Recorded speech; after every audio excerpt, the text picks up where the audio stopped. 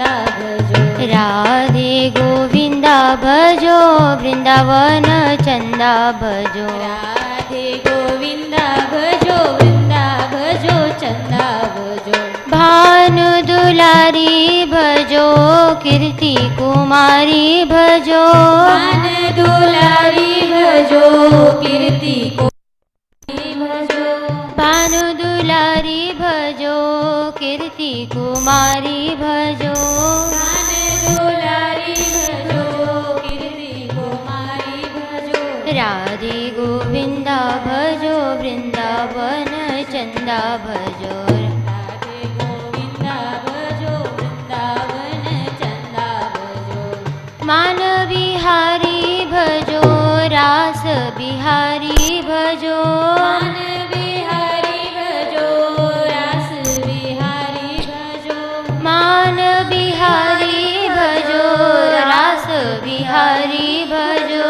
मान बिहारी भजो रास बिहारी भजो। राधे गोविंदा भजो वृंदावन चंदा भजो। राधे गोविंदा भजो वृंदावन चंदा भजो। राधे गोविंदा भजो वृंदावन चंदा भजो। राधे गोविंदा भजो वृंदावन चंदा भजो। कुंज बिहारी भजो छैल बिहारी भजो। कुंज बिहारी भजो छैल बिहारी भजो। कुंज बिहारी भजो छैल बिहारी भजो। कुंज बिहारी भजो छैल बिहारी भजो। राधे गोविंदा भजो वृंदावन चंदा भजो। राधे गोविंदा भजो वृंदावन चंदा भजो। राधा रमना भजो कृष्ण कन्हैया भजो। राधा रमण भजो कृष्ण कन्हैया भजो। राधा रमण भजो कृष्ण कन्हैया भजो। राधा रमण भजो कृष्ण कन्हैया भजो। राधे गोविंदा भजो वृंदावन चंदा भजो। राधे गोविंदा भजो वृंदा भजो चंदा भजो। राधे गोविंदा भजो वृंदावन चंदा भजो। राधे गोविंदा भजो वृंदावन चंदा भजो। जय श्री राधे। जय श्री राधे। परम पूजनीय श्री श्री बाबा महाराज के चरणों में प्रणाम। आप सभी संत भक्तों के चरणों में प्रणाम। हम लोगों ने कल के प्रसंग में श्री माधवदास जी का वृंदावन धाम में आना और श्री बांके बिहारी जी का दर्शन, इनके बारे में सुना था। जब माधवदास जी वृंदावन धाम आए तो इनका मन इतना प्रसन्न हुआ कि जैसे कोई गूंगा होता है, अगर उसे मीठा गुड़ या कुछ भी खवा दो, फिर उससे पूछो कि भाई तुझे कितना मीठा लगा, तो वो बता नहीं सकता। उसी तरीक़ा से उनके प्रेम की गणना हम लोग कदापि नहीं कर सकते। उस समय वृंदावन धाम में हर समय वसंत ऋतु छाई रहती थी। भगवान की नित्य नई नई लीलाएं उनके साथ हुआ करती थी। और स्वयं जगन्नाथ जी भी जगन्नाथपुरी से श्री वृंदावन धाम के दर्शन करने के लिए माधवदास जी के साथ साथ आए थे। तो भगवान को ये ब्रज धाम इतना प्रिय है कि भगवान भी स्वयं बार बार कहीं से ना कहीं से इस ब्रज धाम का दर्शन करने आते हैं। जो भक्त चाहेगा वही भगवान करते हैं, और जो भगवान को अच्छा लगता है वही भक्त लोग करते हैं। जैसा भक्त भगवान का भजन करता है वैसे ही भगवान भक्तों के लिए अपना रूप धारण करते हैं, वैसे ही अवतार लेके आते और जीवों का कल्याण करते, भक्तों की महिमा का गान करते हैं। श्री नाभाजी महाराज तो कहते कि माधवदास जी के कीर्ति का पताका तो भगवान जगन्नाथ जी ने स्वयं फहराया था। तो भगवान भक्तों की कीर्ति कहीं से ना कहीं से फैलाते ही है। जब माधवदास जी वृंदावन की ओर चले थे तो उनको बीच में एक महाजन भक्त का घर मिला। वहाँ उन्होंने केवल दूध का पान किया और वहाँ से चल दिए।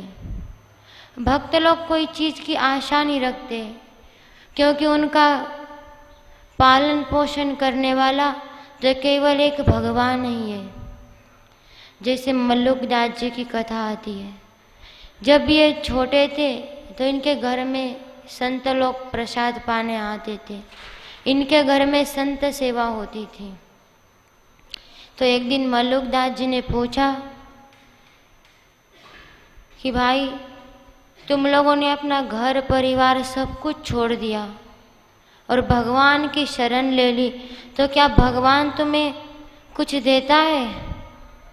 तो संतों ने कहा हाँ, भगवान का भजन करो, अगर श्रद्धा से उनकी शरण ले लो तो भगवान स्वयं अपने हाथों से प्रसाद पवाते, स्वयं अपने हाथों से भक्तों की सेवा करते। केवल भगवान में विश्वास होना चाहिए, श्रद्धा होनी चाहिए। पर हम लोगों में वही कमी है, हम लोग संसार में श्रद्धा करते हैं, संसार के कार्य में विश्वास करते हैं और भगवान को झूठ घोषित करते हैं। कहते कि भगवान तो सामने है नहीं, ये संसारी लोग तो सब सामने बैठे हुए हैं, कल को कुछ हो गया तो यही हमारा सहारा बनेंगे। परंतु ये नहीं सोचते कि जन्म मरण के समय में हमारा सहारा तो केवल एक भगवान का ही था। उस समय तो हम लोगों ने भगवान को पुकार पुकार के कहा था कि प्रभु हमारी रक्षा करो, हमें इस गर्भ से बाहर निकालो, हम जरूर आपका भजन करेंगे, आपकी शरण लेंगे। और जब भगवान उसको दया करके इस गर्भ से बाहर निकालते तो भगवान को भूल जाता है और संसार को अपना लेता है। तो संतों ने कहा कि अगर हम लोगों का सच्चा विश्वास हो भगवान में तो भगवान अपने हाथों से हमें प्रसाद पवाते, अपने हाथों से हमारी सेवा करते। तो मल्लुकदास जी ने सोचा कि ऐसा तो नहीं हो सकता, हमें विश्वास नहीं हो रहा, हम स्वयं ये कार्य करके देखेंगे। उसी दिन घर से निकल गए, दूर जंगल में चले गए और एक पेड़ के ऊपर जाके भगवान का नाम लेने लग गए। वहीं से एक रास्ता जा रहा था, उसी पेड़ के नीचे से, उसी रास्ते से एक संत गुजर रहे थे। वो बहुत थक गए थे, तो जाते जाते उसी वृक्ष के नीचे रुक गए और वही उन्होंने विश्राम किया, जिस वृक्ष के ऊपर मल्लुकदास जी बैठ के भगवान का ध्यान कर रहे थे, भगवान का चिंतन कर रहे थे। वहीं पे विश्राम किया और उनके पास एक लड्डू की थैली थी, वो वहीं भूल गए और जब उठ गए तो आगे चले गए। रात हो गई, रात में चोर लोग गांव से चोरी करके धन लुटा के लाए थे। अब उसी वृक्ष के नीचे आके बैठ गए, जिस वृक्ष के ऊपर मल्लुकदास जी भगवान का स्मरण कर रहे थे, भगवान का नाम ले रहे थे। जब चोर आए तो उनमें से एक चोर ने कहा कि भाई हमें तो बहुत तेज भूख लगी है, अब कुछ खाने को मिल जाए तो पहले कुछ खाएंगे, फिर इस धन का बंटवारा करेंगे। तो दूसरे ने कहा चलो कुछ ढूंढते हैं, कुछ तो मिल ही जाएगा, खाने को जंगल है, फल फूल कहीं तो कुछ ना कुछ मिल ही जाएगा। जब तक एक चोर की नज़र उन लड्डू की थैली पे पड़ी, तो उस चोर ने कहा अरे देखो देखो कितने सारे लड्डू रखे, चलो इन्हीं को ही खा दे। तब तक जो चोरों के सरदार थे उन्होंने कहा रुक जाओ, ये किसी का तो खेल है, हमको ये मारेगा और जितना भी हम धन लुटा के लाए खुद ले जाएगा। पहले उस चोर को ढूंढो जो हमें मारना चाहता है। तो सब इधर उधर ढूंढने लगे पर किसी का कोई पता नहीं। तब तक एक चोर की नज़र ऊपर वृक्ष के ऊपर पड़ गई और मलुकदास जी सोच रहे थे कहीं ये मुझको देख ना ले, इसलिए उस डाल से दूसरी डाल पे छुपने जा रहे थे। तो चोरों की नज़र तुरंत उस वृक्ष के ऊपर पड़ी और उन्होंने मलुकदास जी को देख लिया। तो चोरों ने कहा मिल गया चोर जो हमें मारना चाहता था। जब हम चिल्लाने लग गए तो अब छुपने जा रहा है, पकड़ो इसे, इस वृक्ष से नीचे उतारो। तो उनके सरदार ने कहा ये साधु नीचे उतर जा। तो वह बालक ही थे, डर के मारे नीचे नहीं उतरे। तो उनके सरदार ने कहा अभी खींच के नीचे गिरा देंगे, इससे पहले नीचे उतर जा। तो वो डर के मारे नीचे उतर गए और चोरों ने कहा कि इसके हाथ पांव पकड़ो और इसके मुंह में जबरदस्ती ये लड्डू ठुसाओ, इसने जरूर इसमें विष मिला के रखा होगा हम लोगों को मारने के लिए। सब चोरों ने उसके हाथ पांव पकड़ लिए और जो चोरों का सरदार था उसने जितने भी लड्डू थे सब मलुकदास जी के मुंह में घुसा दिए। तब मलुकदास जी को विश्वास हो गया कि सच में भगवान भक्तों का पालन पोषण करते हैं। अगर भक्त खाना नहीं चाहता तो भी उसे जबरदस्ती खवाते। तब उन्होंने ये दोहा बनाया था, अजगर करे न चाकरी, पंछी करे न काम, दास मलुका कहे गए सबके दाता राम।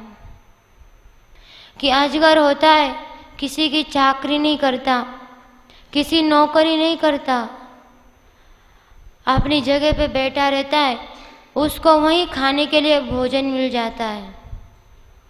बोले पक्षी करे ना काम, पक्षी होता है वो किसी का काम नहीं करता या खेत में जाके धान नहीं लगाता, फिर भी उसको खाने को मिल ही जाता है। दास मलुका कहे गए सबके दाता राम। तो मलुकदास जी कहते कि कोई जीव किसी का कुछ भी नहीं कर सकता, सबके दाता तो भगवान है। भगवान दुनिया में चींटी से लेके ब्रह्मा तक सबका पालन पोषण करते हैं। तो हम भले ही कौन हो सकते हैं कि हम किसी का पेट पाले या किसी की रक्षा करें। जिसका रक्षक भगवान है, जिसको राखने वाला भगवान है, उसका संसार में तो कोई कुछ भी नहीं बिगाड़ सकता। पर जीव को तो विश्वास नहीं होता, संसार का दास बन जाता है और भगवान को छोड़ देता है।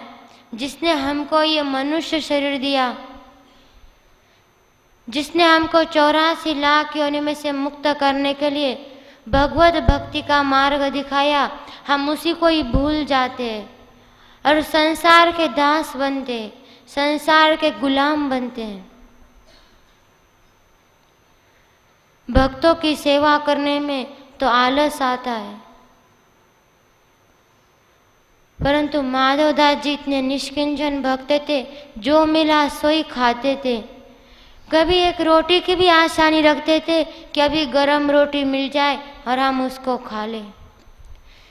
जो मिला सोई खाते थे और अपना भजन कीर्तन में लग जाते थे।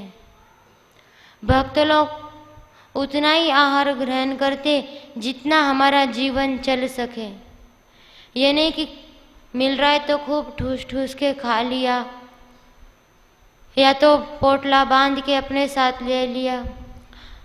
जितना हमारे जीवन के लिए चाहिए उतना ही खाते, उससे अधिक ना किसी से मांगते ना किसी को देते हैं। तो भक्तों में किसी चीज की आशा नहीं होती है, जितना मिला सोई पा लिया और अपना भगवान का भजन करने लग जाते, भगवान का स्मरण करने लग जाते, संसारियों के गुलाम नहीं बनते। श्री नाभाजी महाराज तो कहते, सिंह का और भक्तों का मुंह जिस रास्ते पे घूम जाता है उनको उस रास्ते से कोई लौटा नहीं सकता। जैसे सिंह होता है, जिस दिशा में चल देगा वहीं से वापस लौट के नहीं देखता कि पीछे क्या हो रहा है। वैसे ही संत लोग होते, संसार को छोड़ दिया और भगवान के भक्ति का जब मार्ग पकड़ लेते तो वापस लौट के संसार में नहीं देखते कि संसार में क्या हो रहा है। पर इतना जरूर है कि संसार के कल्याण के लिए हर कार्य करते हैं, संसारियों को शिक्षा देने के लिए अपना जीवन व्यतीत करते, उनको जीवन भर शिक्षा देते और आखिर में यही कह के जाते कि राम जपू राम जपू राम जपू बावरे, घोर भवन निधि नाम निज नावरे। ये संसार के जीवो, तुम केवल राम नाम का जप करो, यही तुम्हारे भव सागर को तारने वाली एकमात्र नौका है। नहीं तो तुम इस संसार जाल में फंस जाओगे तो तुम्हें इससे छुटकारा कदापि नहीं मिलेगा। केवल भगवान का नाम लो और भगवान की शरण में जाओ। पर संसारियों की तो आंखें ही नहीं खुलती हैं, वो तो अपनी संसार के गुलाम बनने में लगे हुए हैं। कहते ना कि एक तो सुंदर नारी और जो धनवान पुरुष होते वो किसी के दास नहीं बनते, वह सबके गुरु ही बनते। इसी तरीका से आज संसार है, भगवान का दास नहीं बनता परंतु संसार का दास बन जाता है। भक्तों का दास नहीं बनता पर जो संसारी जीव है उनके दास बनेंगे, उनके गुलाम बनेंगे, जो किसी का सहारा नहीं दे सकते, किसी की रक्षा नहीं कर सकते, उनके गुलाम बन जाते और फिर 84 लाख योनि में भटकते रहते।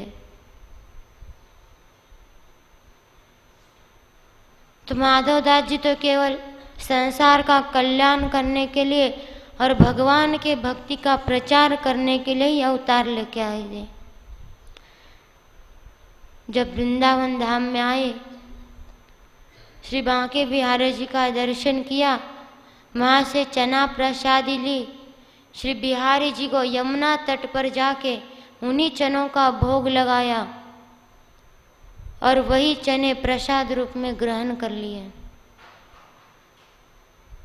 जो भी मिला सो ही पाते थे, कभी आशा नहीं कि आज हमें मालपुआ मिल जाए या 56 भोग मिल जाए। जबकि वहीं के मंदिर के द्वारपालों ने कहा कि संत जी अभी थोड़ी देर ठहरिए, अभी बिहारी जी को भोग लग जाएगा, फिर आप प्रसाद पा लेना। फिर भी उनकी अनसुनी करके वही चना ले लिए और यमुना तट पर जाके उन्हीं चनों का भोग लगाया और उन्हीं चनों को प्रसाद रूप में ग्रहण कर लिया। तो भक्त तो इतने दया निदान होते, करुणा निदान होते, उनकी गणना हम लोग नहीं कर सकते। जब ये ब्रज के तीर्थों के दर्शन करने निकले तो दर्शन करते करते श्री भांडीर वन में आए। भांडीर वन में भांडीर वट और भांडीर कूप अभी भी है, जिस कूप में भगवान ने सारे तीर्थों का आवाहन किया था। क्योंकि नाभाजी महाराज कहते कि वहाँ पे भगवान श्री कृष्ण ने बस्तासुर का संहार किया था, वत्सासुर को समाप्त किया था।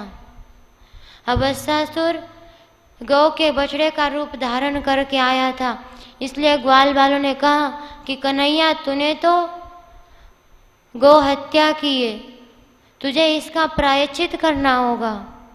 तो कन्हैया ने कहा कि मैंने तो जगत के कल्याण के हित के लिए किया है, इसमें मुझे भले ही पाप क्यों लगेगा। तो ग्वाल वालों ने कहा कि नहीं कन्हैया, कुछ भी हो जाए, था तो वो गौ का बछड़ा ही, तूने गौ हत्या का पाप किया है, तू पहले इसका प्रायश्चित कर ले, नहीं तो आज से हम तुझसे बात नहीं करेंगे, तेरे साथ नहीं खेलेंगे। भले ठाकुर जी से इतना कहाँ रहा जाता कि ग्वाल बाल छोड़ के चले जाए, उनके साथ ना खेले। भगवान ने उसी समय सारे तीर्थों का आवाहन किया और उसी समय सारे तीर्थ वहाँ प्रकट हो गए और उस कूप में जा मिले। तो जब ये भांडीर वट गए तो इनको भांडीर कूप में सारे तीर्थों का दर्शन हुआ। हर एक वहीं पे खेमदास नाम के संत रहते थे, उनका आश्रम था। उस आश्रम के किनारे कुछ वृक्ष लगे हुए थे, उनमें से एक वृक्ष के नीचे जाके बैठ गए, क्योंकि संध्या का समय था, अब आगे अंधेरे में कहीं जा नहीं सकते थे। तो जब खेमदास जी ने देखा कि ये संत यहाँ पे आके रुके हैं, ठहरे, तो आए और उनको फटकारने लग गए कि यहाँ कोई संतों की सेवा नहीं होती है, यहाँ से अपना सारा सामान उठाओ और यहाँ से चले जाओ। तो माधवदास जी ने प्रेम से कहा कि भाई हम तो रात रात में रुकेंगे, सवेरा होते ही हम यहाँ से चले जाएंगे। तो खेमदास जी ने कहा कि तुम संतों का कोई भरोसा नहीं होता, अभी तो छोटे से बन के रहते हो, फिर थोड़ी देर हो जाती है, थोड़ा समय निकलता है तो कहते हो घी लाओ, बुरा दो, ये दो, आटा दो। तो बोले ये सब सामान मैं कहाँ से ला के दूंगा तुमको, अभी निकल जाओ यहाँ से। तो माधवदास जी ने कहा कि भाई हम तुमसे एक फूटी कौड़ी की भी आशा नहीं रखते, हम बस आज रात ही यहाँ रुकेंगे, सवेरा होते ही यहाँ से चले जाएंगे। तो खेमदास जी कुछ नहीं बोले, नाराज होके अपने आश्रम में चले गए। तो माधवदास जी तो किसी की चिंता नहीं थी। खेमदास जी से भक्तों का अपराध हो गया था। इन्होंने जाके संत सेवा के बदले अपने आश्रम में गए और खीर बनाई, और जैसे ही खीर खाने को बैठे उनको खीर में चावल के बदले सारे कीड़े ही कीड़े तैरते हुए दिखाई पड़े। अब तो उनकी आंखें खुल गई और जाके माधवदास जी के चरणों में गिर गए और बोले प्रभु हमें क्षमा करो, हमसे बहुत बड़ा अपराध हो गया है। माधवदास जी ने कहा कि भाई तुमने तो कोई अपराध नहीं किया, तुमने तो सही कहा कि आजकल के साधुओं का तो कोई भरोसा नहीं है, 2 मिनट के लिए सीधे साधे बन के बैठ जाते, फिर तो वही अपनी पुड़ी पापड़ बेलना शुरू करते हैं, इसमें कौन सा अपराध बन गया। बोले नहीं प्रभु हमसे बहुत बड़ा अपराध हो गया है, हमने आपका सम्मान नहीं किया, आपका अपमान किया है, हमें क्षमा करो। तो माधवदास जी ने कहा कि तुमने खीर बनाई और तुम छुपके से खा रहे थे, इसलिए तुम्हें इस खीर में चावल के बदले कीड़े दिखाई पड़े, और जब कोई खाने की वस्तु में कीड़े दिखाई पड़ते तो सोच लेना कि हमें मरने के बाद जरूर नरक की यातना मिलेगी। तो देखा जाता है आजकल संसार में तो संतों का अपमान ही अपमान होता है। कोई सीधे साधे संत मिलते तो उसको सब ठुकरा देते हैं, घर से निकाल देते हैं। कोई व्यक्ति भगवान का भजन करने लग जाता है तो उसको घर से निकाल देते हैं, परंतु जो भगवान की शरण लेता है उसका राखनहारा, उसकी रक्षा करने वाला तो स्वयं भगवान है। दुनिया उसको ठुकरा देगी पर भगवान उसको कभी ठुकराते नहीं है, क्योंकि भगवान ने कहा है, कोटि विप्र बग लागई जाऊं, आए शरण तजऊ नहीं ताऊं। कि कोई जीव करोड़ों ब्राह्मणों की हत्या करके भी मेरी शरण में आ जाए तो मैं उसको कभी नहीं ठुकराता, बल्कि उसे अपने हृदय से चिपका लेता हूँ, अपने हृदय से लगा लेता हूँ, पर उसको कभी ठुकराता नहीं हूँ कि तू यहाँ से निकल जाओ। गीता जी में भी भगवान ने कहा, सर्वधर्मान परित्यज्यम मामेकम शरणं व्रज, अहम त्वा सर्व पापेभ्यो मोक्षयिष्यामि मा शुचा। कि कोई जीव सारे धर्मों को छोड़ करके अगर मेरी शरण में आता है तो उसके सारे पापों का क्षय, सारे कर्मों का प्रायश्चित मैं उसी समय खत्म कर देता हूँ और उसको मुक्त कर देता हूँ, संसार के बंधन से उसको छुटकारा दे देता हूँ, उसको फिर कभी संसार में नहीं जाने देता। बस वो एक बार सारे धर्मों को छोड़ करके मेरी शरण में आ जाए। परंतु जीव को विश्वास नहीं होता और संसार में ही फंस जाता है, जहाँ कुछ भी सार नहीं है। सूरदास जी तो कहते, जा दिन मन पंछी उड़ जाइए। जिस दिन इस शरीर रूपी वृक्ष पे से मन रूपी पक्षी उड़ जाएगा, उस समय शरीर के सारे शरीर शक्तिहीन हो जाएंगे, इनमें कुछ भी नहीं बचेगा। परंतु जीव उसी की आशा करता है जो इसी क्षण दिखाई दे रहा है, अभी दिखाई दे रहा है, कल की कोई पता नहीं। अभी सब हंसते खेलते हैं, थोड़े दिन बाद देखा जाता है कि सबको मरना पड़ता है। जो भी इस मृत्यु लोक में जन्म लेता है वो अवश्य मरता है, भक्त हो या संसारी जीव हो, पर दोनों के मरने में बहुत अंतर है। संत महापुरुष कहते, आया है सो जाएगा राजा रंग फकीर, एक सिंहासन चढ़ चला एक बंधा जात जंजीर। जो भी संसार में जन्म लेता है अवश्य उसको मरना है एक दिन, पर जो भगवान का नाम लेता है वो तो सिंहासन पर बैठ के भगवत धाम को जाता है, और जो संसारियों की शरण लेता है वो जंजीर से बंध के जाता है और यमलोक में जाके अपार कष्ट पाता है। वह अनेक प्रकार के कष्ट दिए जाते हैं। वहाँ जीव इतने कष्ट पाके भी नहीं मरता, क्योंकि वहाँ तो सूक्ष्म शरीर जाता है, जो हमारी आत्मा होती है वो कष्ट पाती है। यह शरीर तो यहीं छूट जाएगा, इसकी तो तीन ही गति होनी है। जैसे कहते, अगर इसको जला दिया जाए तो इसकी राख का ढेर बन जाता है, इसको मिट्टी में गाड़ दिया जाए तो कीड़े मकोड़े बन जाएगा, या तो इसको ऐसे ही फेंक दिया जाए तो कुत्तों का, सुअरों का और कौओं का ये भोजन बनता है। तो इस शरीर की मरने के बाद तीन ही गति होनी है, फिर भी जीव इनमें ही आसक्त होता है और इसको छोड़ता नहीं है, भगवान की शरण नहीं लेता। अगर जीव विश्वास के साथ, श्रद्धा के साथ भगवान की शरण ले तो उसके हर कार्य को भगवान पूर्ण करते हैं। पर जीव को विश्वास नहीं होता और वो भगवान की शरण नहीं लेता और हर समय भक्त का अपराध करता रहता है। जब जीव से भक्त का अपराध होता है तब वो भगवान का भजन नहीं कर पाता।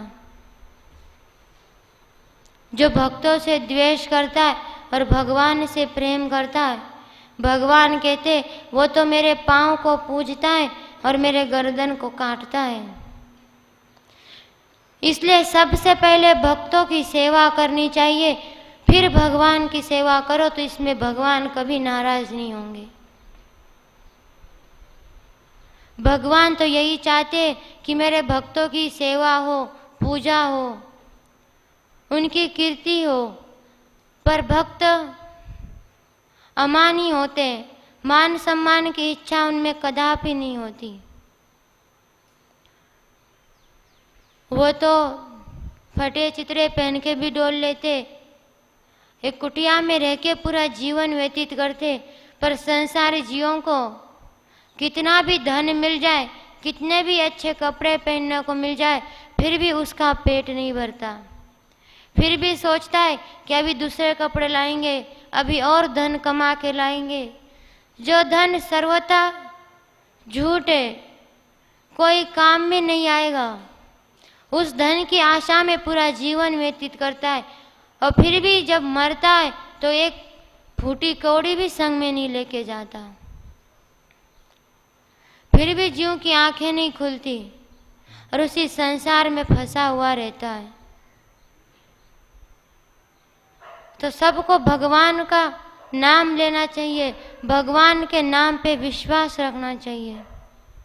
जैसे संत लोग गाते हैं, काऊ दिन एक पलक में ढह जाएगी तेरी काया की हवेली। काऊ दिन एक पलक में रह जाएगी तेरी काया की हवेली। काऊ दिन एक पलक में ढह जाएगी तेरी काया की हवेली।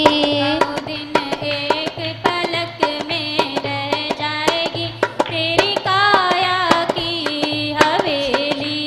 हड्डी की है ईंट लगाई, हड्डी की हमें ईंट लगाई। हड्डी की है ईंट लगाई, हड्डी की हमें ईंट लगाई। खून मांस ते बही चिनाई, खून मांस ते भई चिनाई। खून मांस ते बही चिनाई। खून मांस ते भई चिनाई। खाल चीकनी भई लिसाई, खाल चिकनी भई लिसाई। खाल चीकनी भई लिसाई। खाल चिकनी भई लिसाई। काऊ दिन चौमासे में बह जाएगी तेरी काया की हवेली। काऊ दिन चौमासे में बह जाएगी तेरी काया की हवेली। काऊ दिन चौमासे में बह जाएगी तेरी काया की हवेली। काऊ दिन चौमासे में बह जाएगी तेरी काया की हवेली।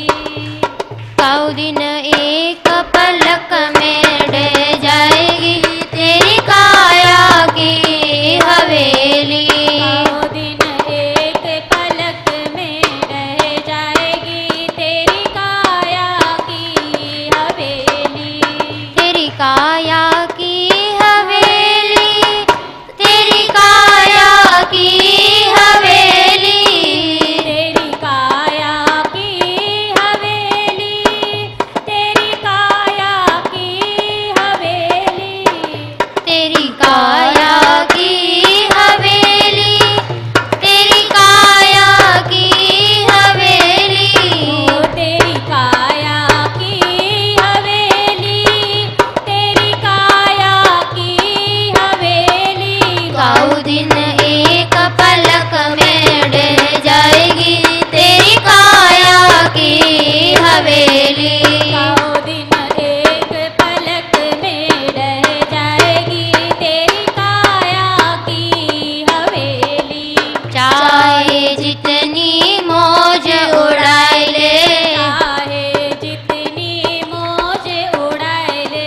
चाहे जितनी मौज उड़ाए ले, चाहे जितनी मौज उड़ाए ले, मल मल के स्नान कराए ले, मल मल के स्नान कराए ले, मल मल के स्नान कराए ले, मल मल के स्नान कराए ले, तेल फूलन ते सजवाए ले, तेल फूलन ते सजवाए ले, तेल फूलन ते सजवाए ले, तेल फूलन ते सजवाए ले, गाँव दिन एक फूंक में उड़ जाएगी तेरी काया की हवेली, गाँव दिन एक फूंक में उड़ जाएगी तेरी काया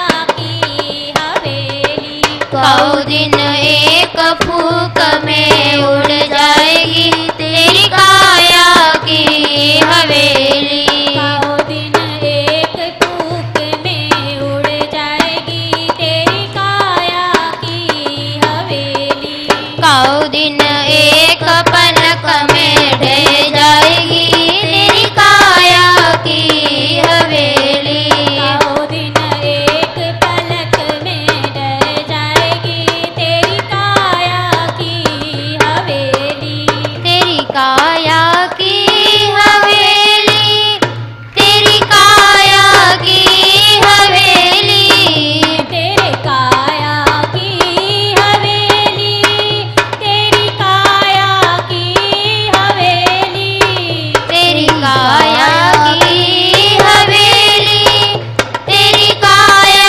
की हवेली, तेरी काया की हवेली, तेरी काया की हवेली, गाँव दिन एक पलक में ढह जाएगी तेरी काया की हवेली, गाँव दिन एक पलक में रह जाएगी तेरी काया की हवेली, गाँव दिन एक पलक में ढह जाएगी तेरी काया की हवेली, गाँव दिन एक पलक में रह जाएगी तेरी काया की हवेली, महल दो महले खूब बनाए ले, महल दो महले खूब बनाए ले, महल दो महले खूब बनाए ले, महल दो महले खूब बनाए ले, नार नवेली गले लगाए ले, नार नवेली गले लगाए ले, नार नवेली गले लगाए ले, नार नवेली गले लगाए ले, बेटा लेके लाड़ लड़ाए ले, बेटा लेके लाड़ लड़ाए ले, बेटा लेके लाड़ लड़ाए ले, बेटा लेके लाड़ लड़ाए ले, गाँव दिन तिरिया रोवत रह जाएगी तेरी काया की हवेली, गाँव दिन तिरिया रोवत रह जाएगी तेरी काया की हवेली, गाँव दिन तिरिया रोवत रह जाएगी तेरी काया की हवेली, गाँव दिन तिरिया रोवत रह जाएगी तेरी काया की हवेली, गाँव दिन एक पलक में ढह जाएगी तेरी काया की हवेली, गाँव दिन एक पलक में रह जाएगी तेरी काया की हवेली, गाँव दिन एक पलक में ढह जाएगी तेरी काया की हवेली, गाँव दिन एक पलक में रह जाएगी तेरी काया की हवेली, तेरी काया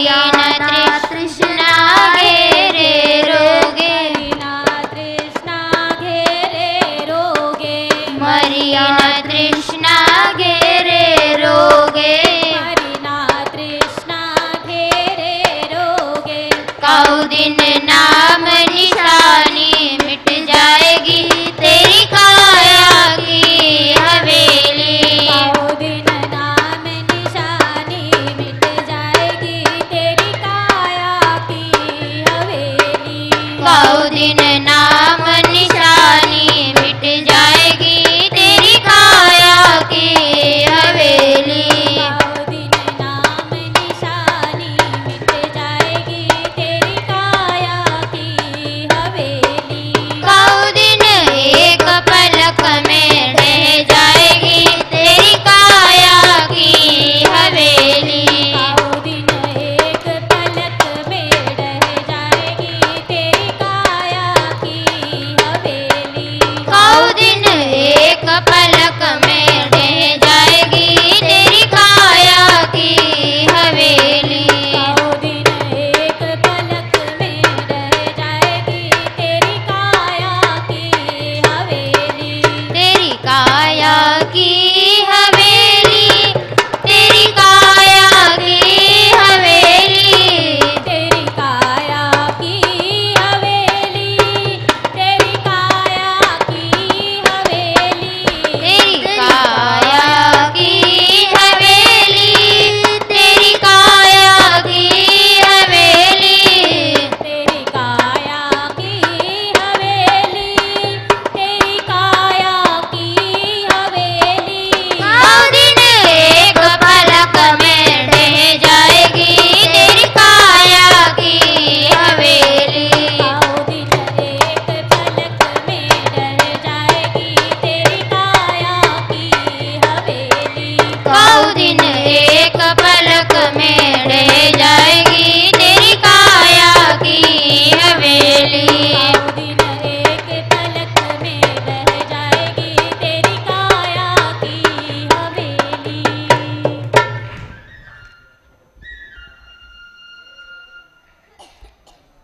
ये शरीर तो नश्वर है,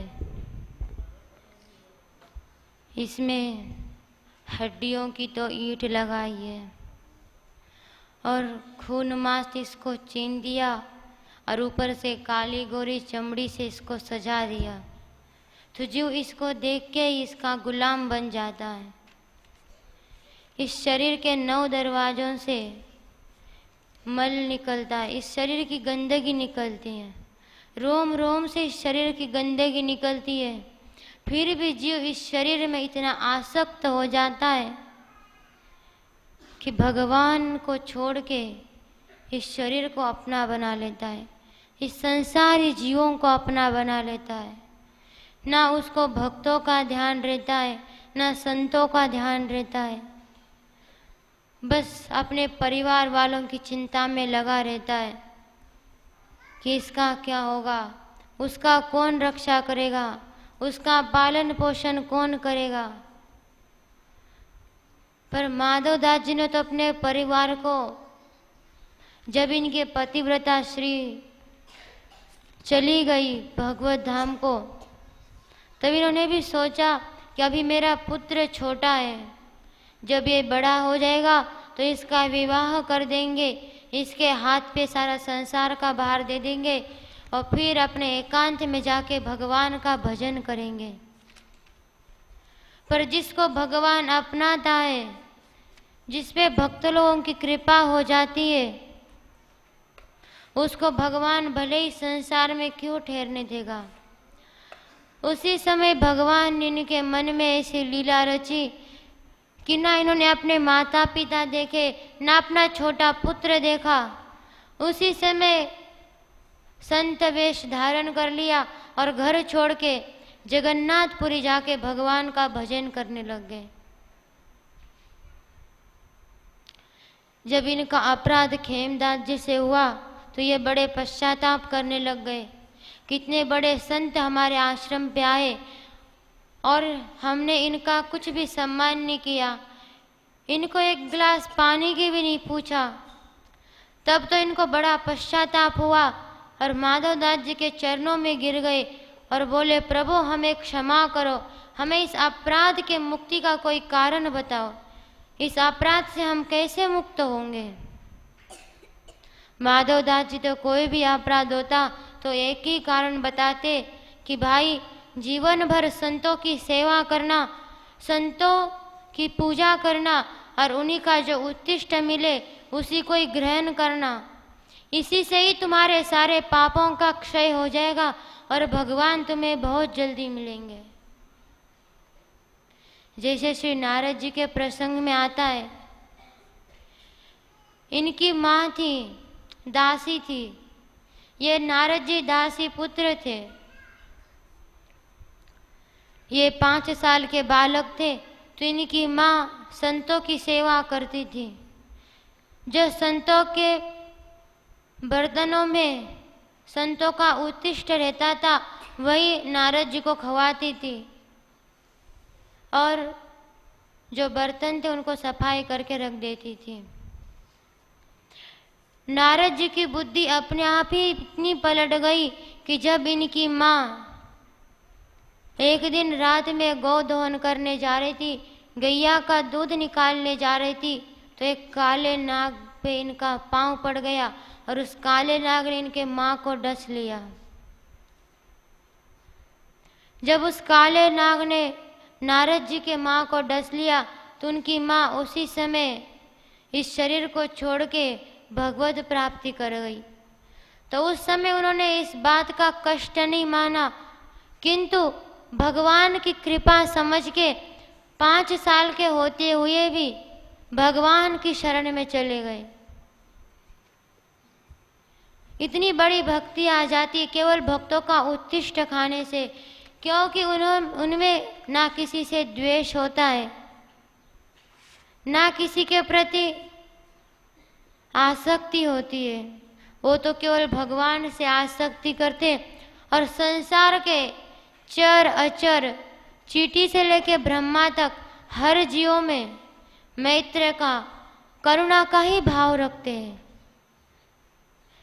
ये नहीं देखते कि इसने इतने गलती की है तो इसको ठुकरा दो, इसने चोरी की है तो इसको मार लगाओ, कदापि नहीं।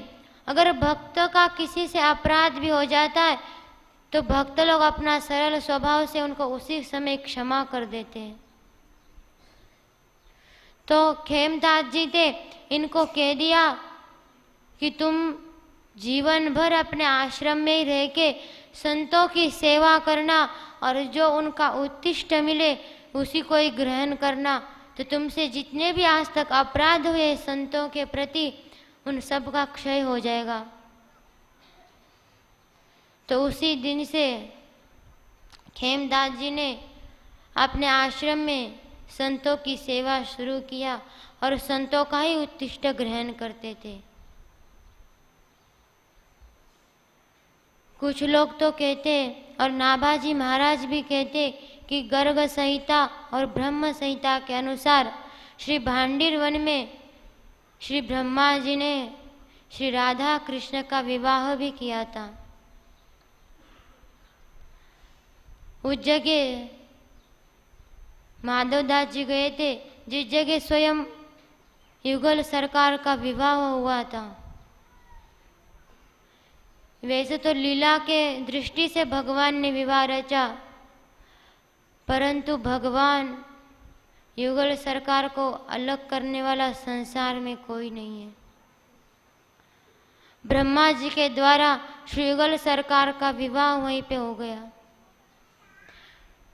और कुछ लोग तो कहते कि श्री दाऊ जी ने, बलराम महाराज ने वहीं पे प्रलंबासुर का वध किया था, तो वहाँ पे श्री दाऊ जी महाराज का और ठाकुर जी का मंदिर है। उस भांडीर कूप में उन दोनों ने स्नान किया, अपने पापों का प्रायश्चित किया और रोज वहीं गैया चराने आते थे भांडीर वन में। तो भगवान स्वयं गौ सेवा करते, भक्तों की सेवा करते,